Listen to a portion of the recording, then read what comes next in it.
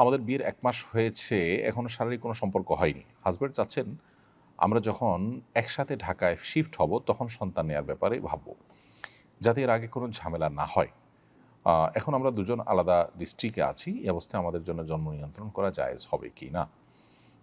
১ম কথা হলো যে, এ ধরনের কোনো প্রতিবন্ধকতা আ যেটাকে আপনি প্রতিবন্ধকতা মনে করছেন যে, এখন বাচ্চা হলে দুজন ২ জায়গায় আছি, ঝামেলা হবে। তাহলে আমরা একসাথে থেকে তখন বাচ্চা নিবো। এজন্য ওই পর্যন্ত আমরা জন্ম নিয়ন্ত্রণ করব। এই কারণটা শরিয়া গ্রাহ্য কোনো কারণ নয়।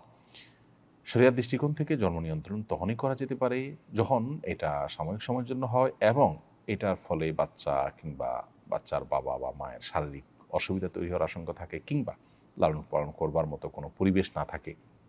এখন সন্তান হলে সন্তানের মা লালন পালন করবেন এবং একটা সময়ের পর আপনারা ঢাকা চলে আসবেন। নিজেরাই সিদ্ধান্ত নিয়েছেন।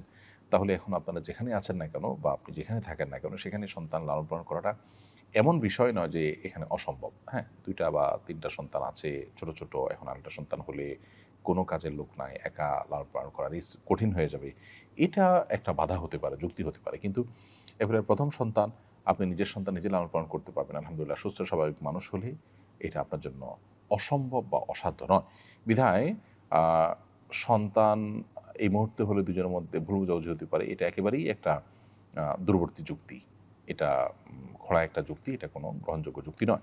যার কারণে এর ভিত্তিতে আপনারা জন্ম নিয়ন্ত্রণ করতে পারবেন না। জন্ম নিয়ন্ত্রণটা মৌলিকভাবে কোনো জায়েজ বিষয় নয়, বরং শর্ত সাপেক্ষে সেটি জায়েজ হয়। আল্লাহ তাআলা আমাদেরকে বিবাহের মাধ্যমে, দাম্পত্য সম্পর্কের মাধ্যমে মানব ধারা পৃথিবীতে অব্যাহত রাখবার নির্দেশ দিয়েছেন। বিধায় এখানে নিয়ন্ত্রণটা করা যাবে শর্ত সাপেক্ষে, সাধারণ অবস্থায় নয়।